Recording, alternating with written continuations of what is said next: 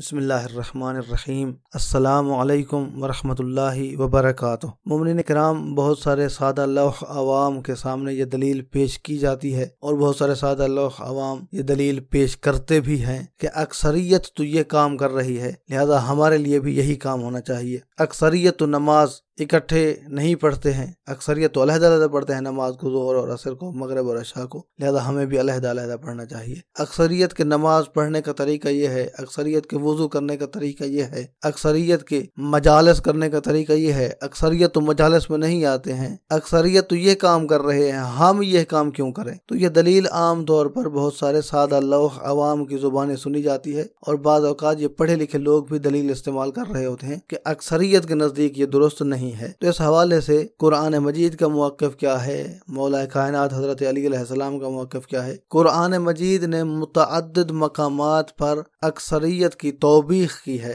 اکثریت کو جھڑکا ہے کہ اکثریت درست نہیں ہے۔ اس حوالے سے متعدد آیات موجود ہیں، قرآن مجید کا یہ لہجہ موجود ہے، ولیکن اکثرہم لا یشکرون، کہ اکثر جو ہیں وہ شکر گزار نہیں ہیں، یعنی بہت تھوڑے ہیں جو شکر گزار ہیں۔ بل اکثرہم لا یعقلون، اکثر جو ہیں وہ عقل نہیں رکھتے ہیں۔ یا وقلیل من عبادی الشکور، میرے شکر گزار بندے تھوڑے ہیں، یعنی اکثر بندے شکر گزار نہیں ہیں۔ تو یہ قرآن مجید نے بیان کر دیا ہے کہ اکثریت معیار نہیں ہے، حق پر ہونے کے لیے معیار ترازو اکثریت نہیں ہے۔ مولا کائنات حضرت علی علیہ السلام کا فرمان بھی موجود ہے۔ مولا کائنات فرماتے ہیں ایھا الناس لا تستوحشوا فی طریق الہدی لقلت اہلہ، فرمایا ہدایت کے راستے پر تھوڑے لوگوں کی موجودگی کی وجہ سے وحشت نہ کھاؤ، ڈرو نہیں کہ اس راستے پر تو بہت ہی تھوڑے لوگ جا رہے ہیں، تو کیونکہ تھوڑے لوگ جا رہے ہیں اور اکثریت اس پر نہیں ہے، لہذا یہ ہدایت کا راستہ نہیں ہو سکتا۔ فرماتے ہیں اس دلیل کے ساتھ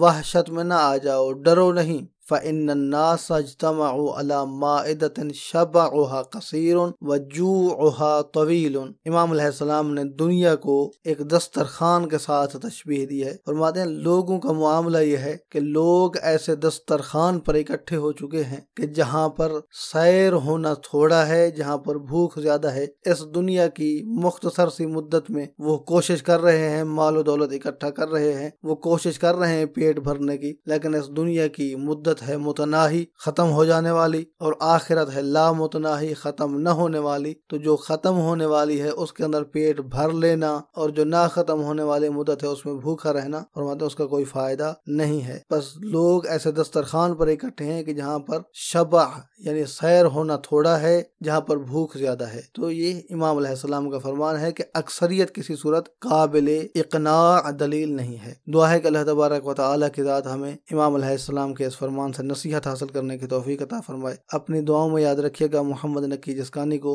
حوزہ علمیہ نجف اشرف سے شیعہ پوائنٹ سے اجازت دیجیے۔ والسلام علیکم ورحمۃ اللہ وبرکاتہ۔